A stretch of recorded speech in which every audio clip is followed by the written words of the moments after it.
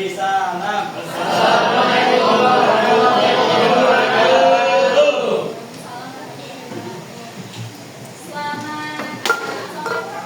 Selamat siang semua. Siang. Oke, gimana kabarnya? Baik, Bu. Baik, gimana nih kabarnya? Ibu kan minggu kemarin nggak masuk. Iya. Sedih aja, Bu. Bu aja nggak ngapa-ngapain. Oke, kemarin kan udah mengeluarkan sejarah. Sejarah saya paling bagus, Ibu. Sejarah saya sejarah. Dari semua mata sejarah pokoknya bagus. Masih. Mau ngasih satu orang nilai UTS tertinggi. Oh, saya. Sebelum mulai ada ya?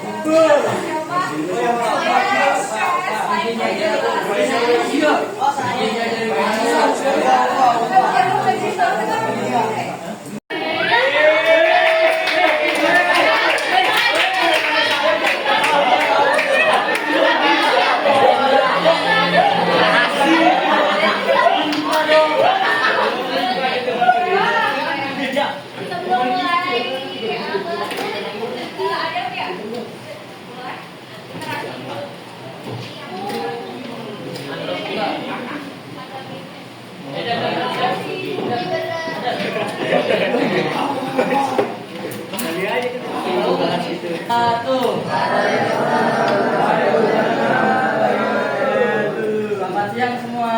Nah, pada literasi kali ini saya ingin berbagi tentang sejarah dari marching band. Nah, marching band itu kental dengan sejarah Islam. Marching band biasanya dulu tuh digunakan untuk membantu tentara elit Utsmaniyah untuk menakuti musuh karena suara yang dikeluarkan dari marching band ini bisa mencapai ratusan kilometer. Nah terus marching band ini dikembangkan di Eropa setelah Utsmaniyah gagal merebut Wina pada tahun 1683. Karena hal itu kerajaan di Eropa mengumpulkan orang-orang Austria untuk mempelajarinya. Hingga kemudian sampai sekarang mereka memanfaatkannya untuk taktik perang. Jadi cukup sekian dari saya. Wassalamualaikum warahmatullahi wabarakatuh.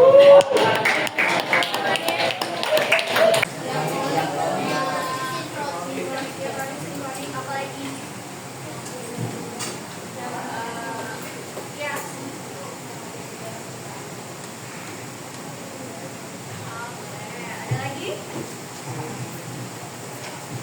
Apa lagi? Oke, konsep ruang dan waktu. Apa lagi? Unsur sejarah. Oke, jadi setelah kemarin kita bahas definisi sejarah, waktu sejarah, sebelum dan terakhir sinkronik diatonik, materi hari ini kita akan masuk materi baru yaitu penelitian dan juga sejarah.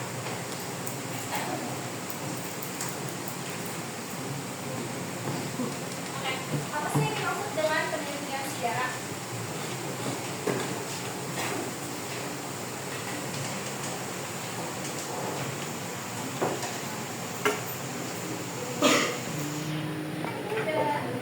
Kasih kalian tugas ya. Ya. Nah, jadi penelitian sejarah merupakan sebuah metode sejarah yang membuat suatu sistem dari cara tradisional untuk memperoleh kebenaran sejarah. Setiap peneliti sejarah tentunya memerlukan metode penelitian sejarah untuk bisa membuat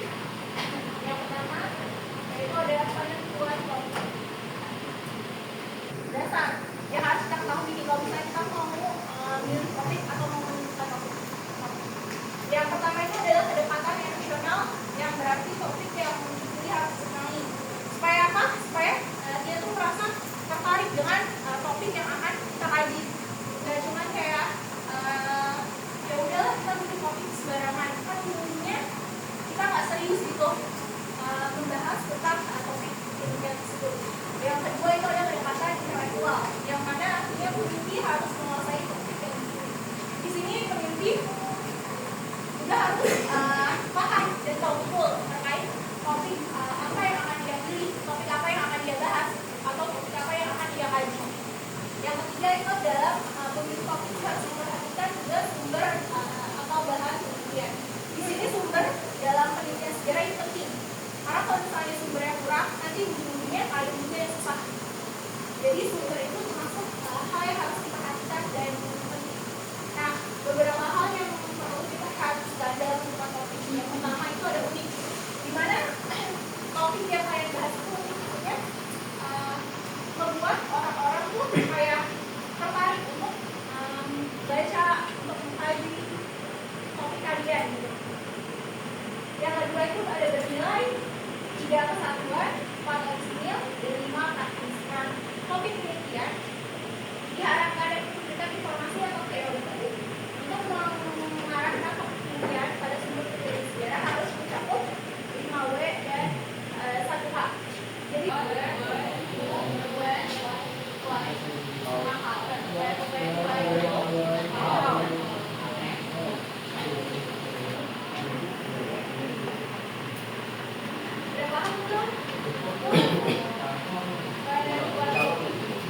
materi tadi udah pada paham tuh. Kita masuk ke materi. Udah? Oke, berarti materi selanjutnya itu ada heuristik. Tahap selanjutnya itu tahap heuristik, di mana peneliti sejarah mencari dan menemukan sumber-sumber sejarah yang dibutuhkan. Nah, ensiklopedia, terus ada catatan lapangan peneliti, buku, dan lain-lain. Di antara sumber-sumber ini udah paham tuh deh. Masih bingung ya? Oke, jadi kalau sumber primer ini adalah sumber utama, dimana sumber primer ini harus orang atau benda yang hidup sejaman. Misalnya kerajaan Thai. Dari sumber primernya ini kita bisa lihat dari prasasti Lupa. Nah, itu bisa dijadikan sumber primer. Sedangkan sumber-sumbernya kalian bisa gunain kayak penelitian apa sih namanya? Karya tulis dan nah, contoh lain sumber primer prasasti Tarumanegara dari kerajaan prasasti Boykopi ya, dari kerajaan Tarumanegara. Itu masuknya ke sumber primer ya. Terus contoh lain kayak contoh lain dari sumber primer, misalnya apa lagi ya? Sampai sini paham nggak bedanya? Paham. Udah paham? Oke. Nih ada beberapa tantangan yang perlu dihadapi dalam pembentukan sumber-sumber sejarah. Yang pertama bahasa. Karena dalam sumber sejarah bukan kata. Tidur.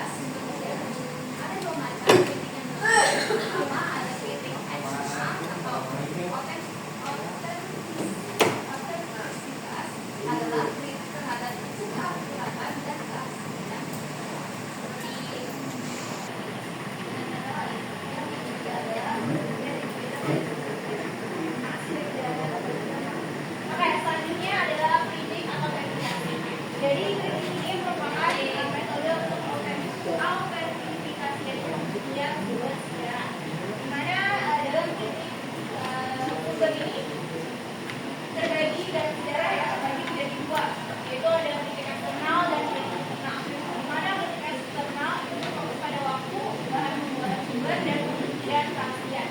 Contohnya kayak gini. Misalnya contoh prasasti Boykopi. Nah, kita bisa kritik eksternal mengenai apakah benar prasasti Boykopi ini termasuk peninggalan kerajaan Tarumanegara, atau apakah benar prasasti Lupa merupakan peninggalan kerajaan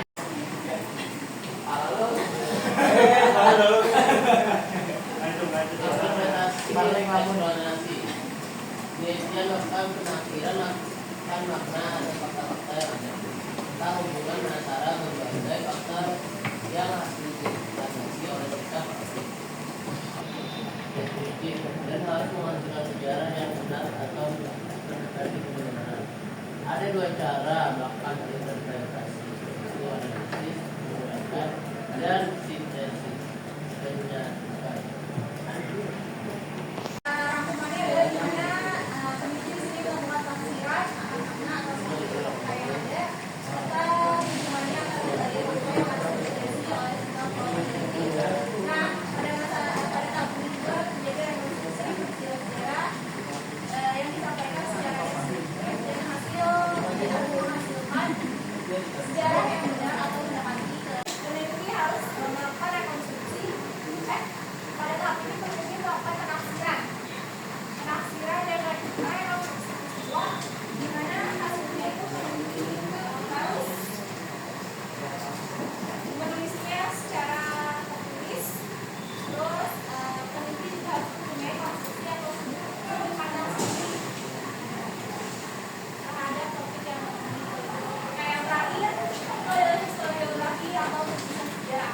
Setelah tadi melewati 4 tahap ya, ada yang tahu berapa tahapnya? Yes, 4 tahap tadi apa aja tuh Yus? Ayah, 4 tahap tadi apa aja? Apa ya tadi ya? Coba Brian, ada 4 tahap tadi apa aja? Ada penentuan topik, terus ada heuristik, verifikasi, dan interpretasi. Oke, tepuk tangan dong buat ini.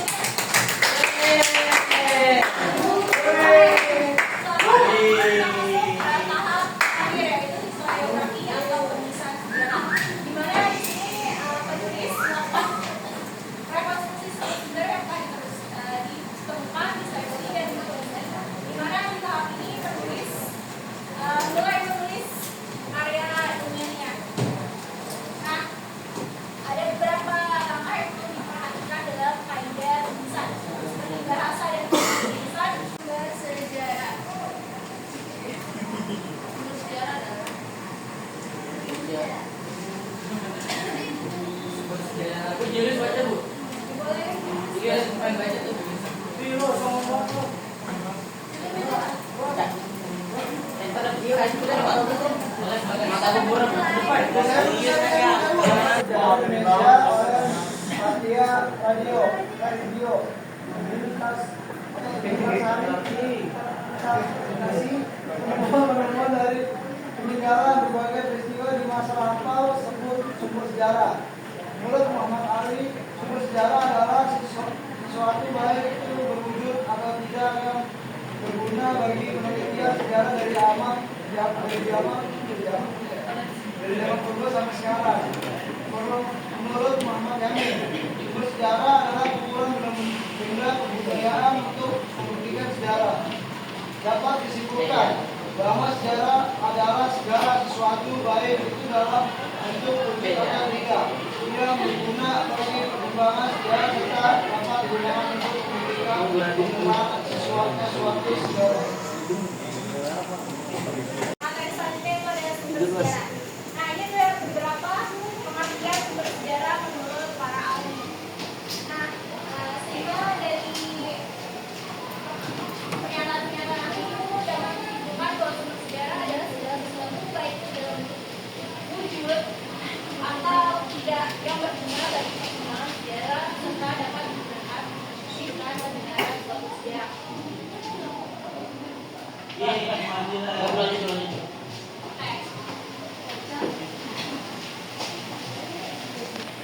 Nah, sejarah maksudnya adalah di sini kalian tahu nggak negara Cina? Ya, itu dia memiliki catatan lengkap terkait zamannya itu, terkait sejarah pada masanya, terkait sejarah negaranya deh. Itu Cina merupakan salah satu negara yang memiliki catatan lengkap terkait sejarahnya. Nah, dari sejarah dari sumber sejarah ini tuh Cina bisa tetap menjaga tradisinya. Dan yang kedua sebagai informasi dalam penelitian sejarah.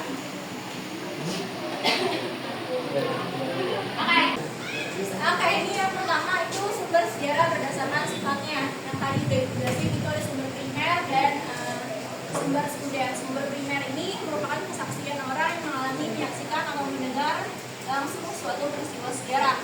Nah, oleh karena itu sumber primer harus sezaman dengan peristiwa sejarah pada masa lampau. Ini adalah kata-kata yang dipoinin ya. Harus hidup sezaman dengan peristiwa sejarah pada masa lampau. Nah, fungsi dari sumber primer ini Jadi rujukan awal untuk penelitian sejarah.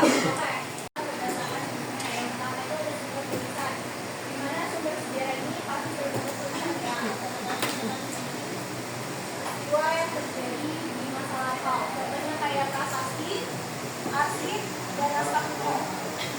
Ini adalah contoh sumber primer.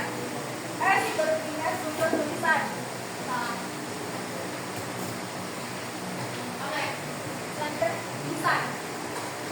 Nah, sumber tulisan ini disampaikan secara tulisan oleh orang yang menyaksikan, mendengar, atau mengalami langsung suatu peristiwa sejarah.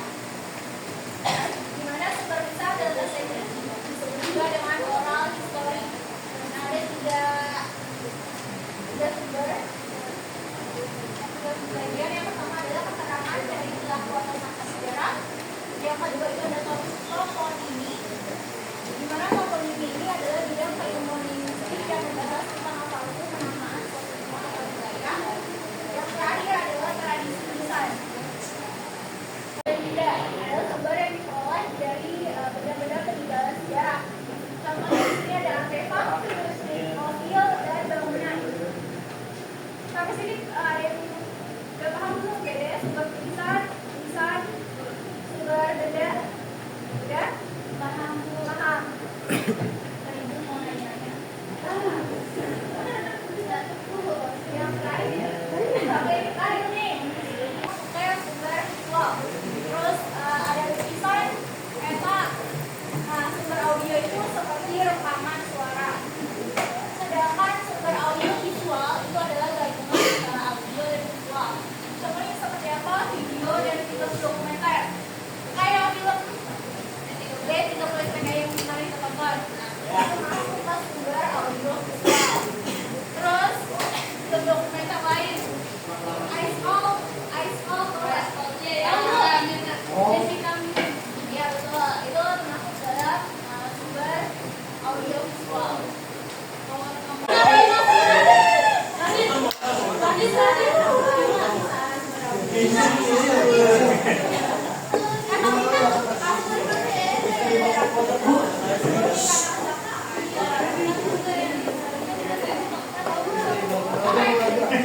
Sampai di sini materi harinya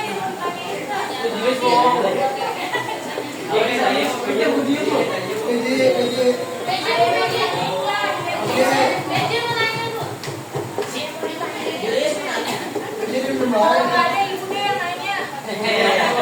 Ayo,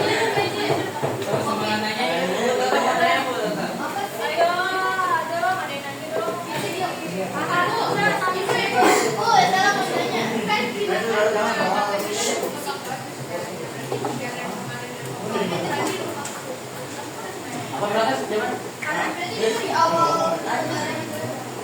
Dari kerajaan ya.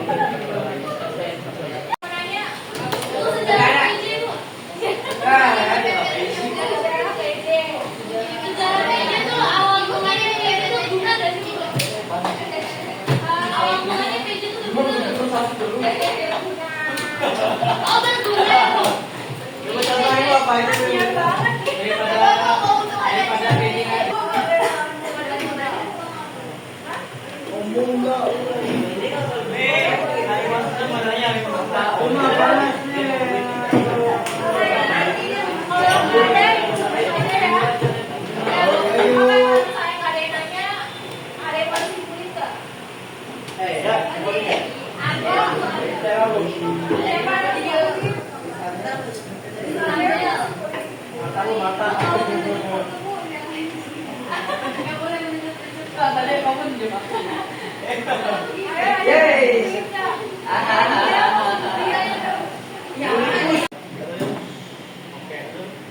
Jadi dapat kita simpulkan bahwa sejarah itu tadi adalah segala sesuatu baik itu dalam bentuk wujud atau tidak yang berguna bagi perkembangan sejarah. Serta dapat digunakan untuk membuktikan kebenaran suatu sejarah.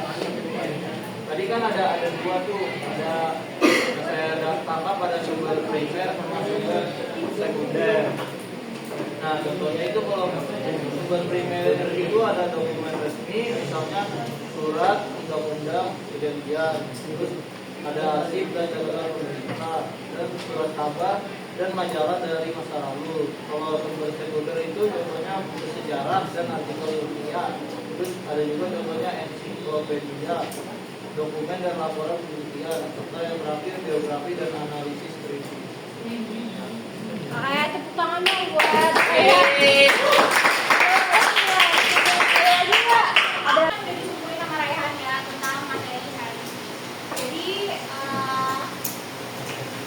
sekian ya materi hari ini. Kita mempelajari tentang penelitian sejarah dan sejarah kurang lebih